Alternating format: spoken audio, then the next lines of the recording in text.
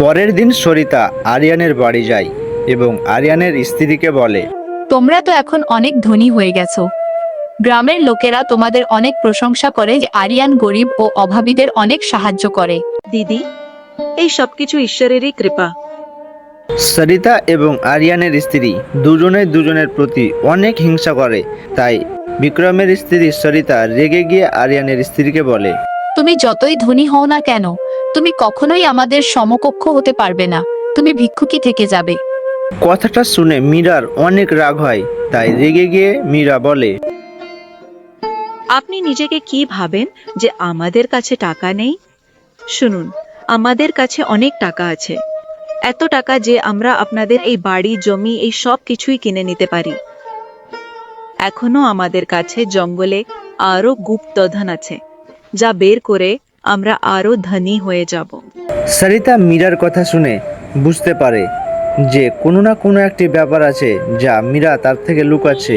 তাই সে সেখান থেকে চলে যায় এবং তার স্বামীকে গিয়ে বলে, শুনছেন, আপনার ভাইয়ের হাতে কোনো গুপ্তধন লেগেছে, যার জন্য ও রাতারাতি এত বড় লোক হয়ে গেছে। ওর বউ বলছিল যে এখনো আমাদের কাছে জঙ্গলে আরো গুপ্তধন আছে, যা বের করে আমরা আরো ধনী হয়ে যাব। ওগো, এখন আমাদের যেভাবেই হোক সেই গুপ্তধনের খোঁজ পেতে হবে, যার কথা মীরা আমাকে বলছিল। আরে, সেই গুপ্তধন যদি আমাদের হাতে লেগে যায়, তাহলে আমাদের গ্রাম রামনগর তো ছাড়ো, আশেপাশের গ্রামগুলোতেও আমাদের চেয়ে বড় লোক আর কেউ হবে না। স্ত্রীর কথা শুনে বিক্রম অবাক হয়ে যায় এবং তার স্ত্রীকে সে বলে, ভাগ্যবতী মীরা যে বলছে জঙ্গলে গুপ্তধন আছে, ও তোমার সাথে মিথ্যে কথা বলছে না তো? না গো, সে মিথ্যে বলছিল না, সে সত্যি বলছিল। কারণ সে আমাকে অপমান করতে চায়। কিন্তু ওই বোকাটা জানে না যে আমরা তার আগেই সেই গুপ্তধন খুঁজে পাবো।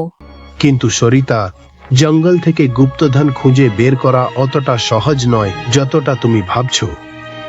এত ঘন জঙ্গল, আমরা কোথায় সেই গুপ্তধন খুঁজে বেড়াব?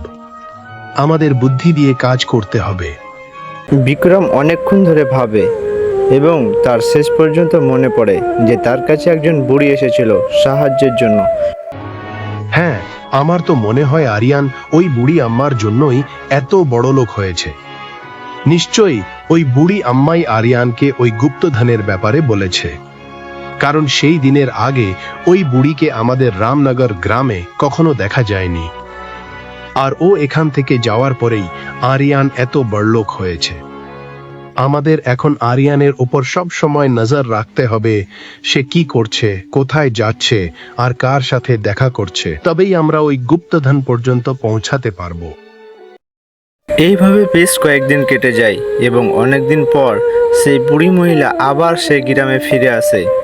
বিক্রম বুড়িকে দেখে অনেক সতর্ক হয়ে যায় যাতে করে বুড়ি তাকে না দেখতে পায়।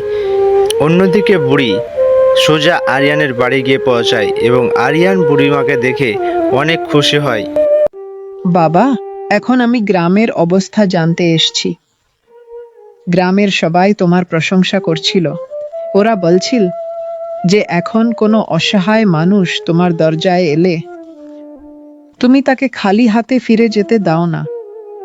বাবা, তুমি এটা খুব ভালো কাজ করছো। আম্মা, হ্যাঁ, সব আপনারই দয়া। আপনার জন্যই আজ আমি গ্রামবাসীদের সাহায্য করতে পারছি।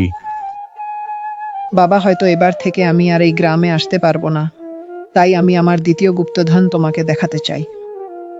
বাবা, দরকার পড়লে তুমি সেই গুপ্তধন বের করে নিও আর নিজের কাছে সাবধানে রেখো।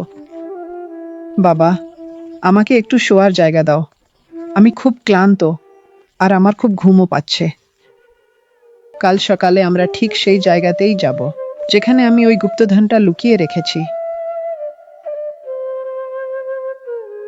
পরের দিন আরিয়ান ও বুড়িমা বনের দিকে রওনা দেয়, কিন্তু অন্যদিকে বিক্রম তাদেরকে অনেক দিন ধরেই নজর রাখছিল, তাই সেও তাদের পিছু পিছু বনের দিকে রওনা দেয়। তারপর বুড়িমা এমন এক জায়গায় দাঁড়ায় যেখানে অনেক ফুল ফুটেছিল। বাবা, আমি এই জায়গাতেই আমার দ্বিতীয় গুপ্তধনটা লুকিয়েছি। দরকার পড়লে তুমি এখান থেকে ওটা বের করে নিও। বাবা, এই জায়গার কথা যেন কোনোভাবেই অন্য কেউ জানতে না পারে। গুপ্তধন যদি অন্য কারোর হাতে পড়ে যায়, তবে কে জানে সে ওটা দিয়ে কি করবে। মা, আপনি একদম চিন্তা করবেন না, আমি কাউকেই এই জায়গার কথা জানতে দেব না।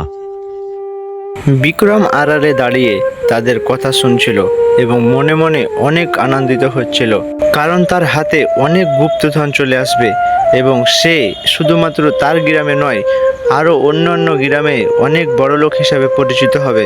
বিক্রম তাড়াতাড়ি বাড়ি চলে যায় এবং গিয়ে তার স্ত্রীকে বলে, সরিতা, আমি ওই গুপ্তধনের খোঁজ পেয়ে গেছি, যেখানে ওই বুড়ি ওটা লুকিয়ে রেখেছে। আমি অবশেষে ওই গুপ্তধনটা খুঁজে পেয়েছি। এখন আমি কাল রাতে ওই গুপ্তধন বের করে নিয়ে আসব, আর তারপর এই গ্রামের সবচেয়ে বড় লোক মানুষ হয়ে যাব। ও বাহ, এখন আমরা এই গ্রামের সবচেয়ে ধনী মানুষ হয়ে যাব। যদি তাড়াতাড়ি ওই গুপ্তধনটা দখল করতে পারতাম, তাহলে আমি ও মীরাকে দেখব। সেদিন সে খুব অহংকার করে কথা বলছিল, আমি তার প্রতিশোধ নেব। সরিতা নিজেকে খুব বুদ্ধিমতী ভাবত, কিন্তু সে ছিল একটি বড় বোকা। সে তাড়াতাড়ি মীরার বাড়িতে গিয়ে মীরাকে বলে, সেদিন তুমি খুব দেমাগ দেখাচ্ছিলে না? এবার দেখো, আর মাত্র কয়েক দিনের অপেক্ষা, আমরা খুব তাড়াতাড়ি বড় লোক হতে চলেছি। কারণ আমার স্বামীও জঙ্গলে একটা গুপ্তধনের খোঁজ পেয়েছে। ওটা বের করে আমরা তোমাদের থেকেও বেশি বড় লোক হয়ে যাব, আর তখন আমাদের সমকক্ষ আর কেউ হতে পারবে না। এই বলে সরিতা রাগে ফুঁসতে ফুঁসতে নিজের বাড়ির দিকে চলে যায়। সরিতার কথা শুনে মীরা খুব দুশ্চিন্তায় পড়ে যায়। যখন আরিয়ান বাড়িতে আসে, সে আরিয়ানকে বলে, ওগো শোনো, আজ আমাদের বাড়িতে তোমার বড় বৌদি এসেছিল, আর ওই বোকা মেয়েটা আমাকে বলছিল তোমার বড় দাদাও নাকি জঙ্গলে কোনো গুপ্তধনের খোঁজ পেয়েছে, আর সেও জঙ্গল থেকে গুপ্তধন বের করে আমাদের থেকেও বেশি বড় লোক হয়ে যাবে। আরে বাপরে মীরা, তুমি এসব কি বলছ? বড় দাদা শেষ পর্যন্ত জঙ্গলের ওই গুপ্তধনের কথা জান কি করে? ওরা কি আমাদের ওপর আড়ি পাতছে নাকি? স্বামীর কথা শুনে মীরা নিজের বোকামির জন্য অনুশোচনা করতে লাগলো, কারণ সেই সরিতাকে সেই গুপ্তধনের কথা বলেছিল। ওগো, আমাকে মাফ করে দাও, আমি তোমার বৌদিকে জঙ্গলের গুপ্তধনের কথা বলেছিলাম। আসল কথা হলো, সরিতা বৌদি আমাকে ছোট করার চেষ্টা করেছিলেন, তাই আমি রাগে বলে ফেলেছি যে আমাদের কাছেও অনেক ধন আছে যা জঙ্গলে লুকিয়ে রেখেছি, আর ওটা বের করলে আমরা অনেক বড়লোক হয়ে যাব। বোকামির একটা সীমা থাকে। তোমার মতো এত বড় বোকা মহিলা আমি আজ পর্যন্ত দেখিনি। শেষ পর্যন্ত গুপ্তধনের কথা বলার কি দরকার ছিল তোমার? আমার মনে হয় বড়দা ওই জায়গাটার কথা জেনে গেছেন যেখানে ওই গুপ্তধন লুকানো আছে।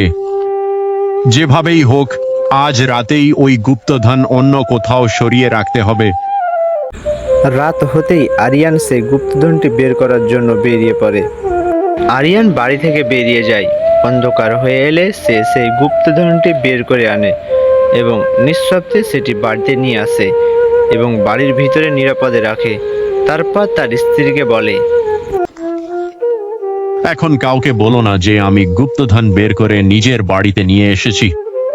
ওগো, তুমি কি আমাকে পাগল ভাবো যে নিজের ঘরের কথা অন্যদের কাছে বলে বেড়াবো? আরে ভাগ্যবতী, এতে রাগ করার কি আছে?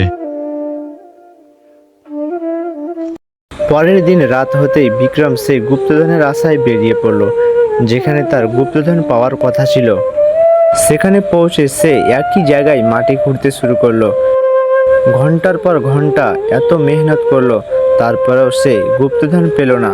বিক্রম এক পর্যায়ে মাটি খুঁড়ে খুঁড়ে ক্লান্ত হয়ে পড়ে এবং সে ভাবতে লাগে, এটা কি করে হতে পারে? চিহ্ন তো ঠিক এখানেই ছিল। এমনটা নয় তো যে আরিয়ান গুপ্তধনের রহস্য আগেই জেনে গিয়েছিল আর ওটা এখান থেকে নিয়ে গেছে? আমার সব আশা ভেঙে গেল।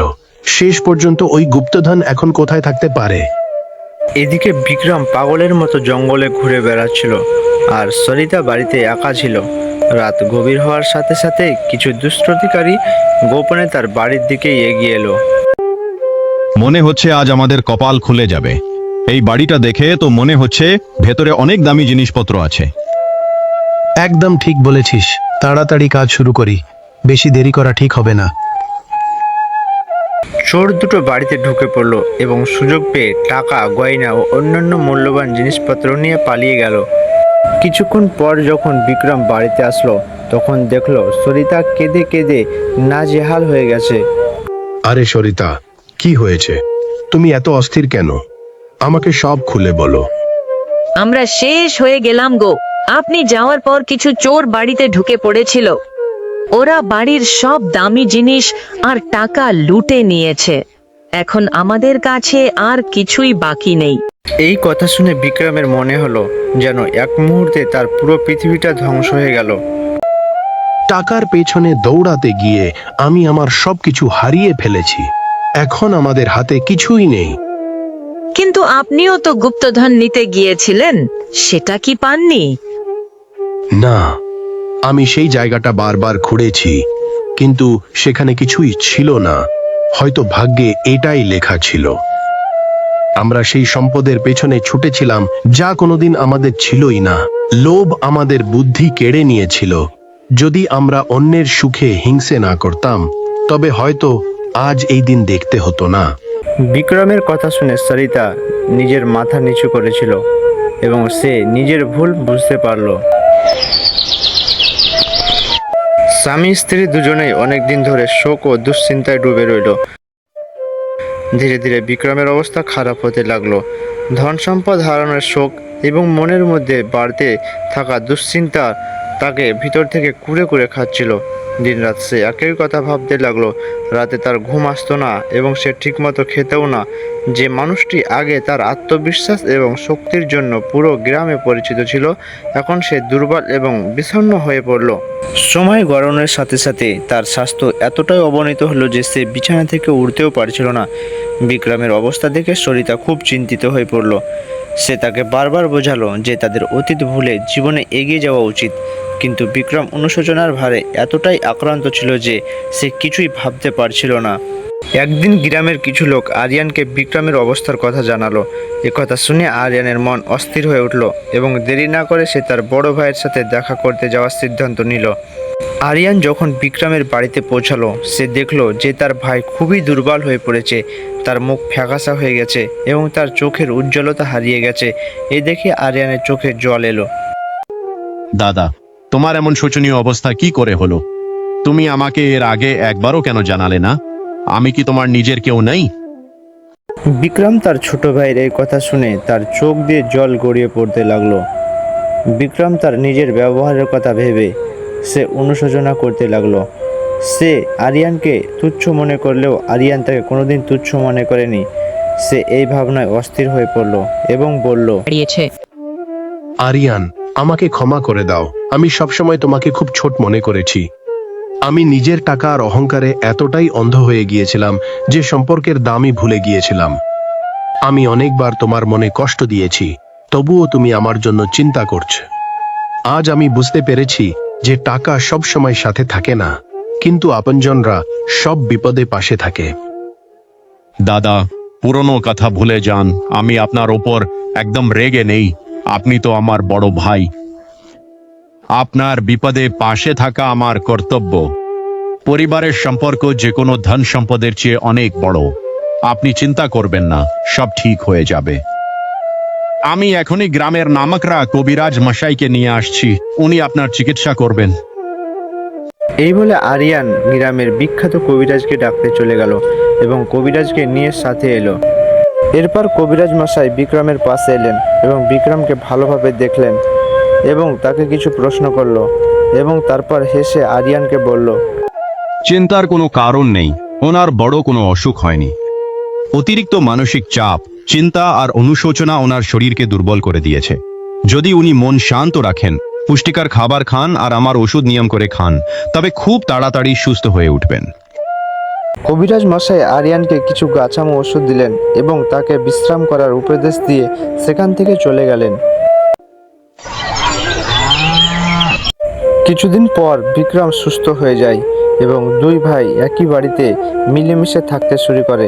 গল্পটি যদি ভালো লেগে থাকে তাহলে লাইক করুন এবং চ্যানেলটি সাবস্ক্রাইব করুন পরবর্তী এপিসোড দেখার জন্য।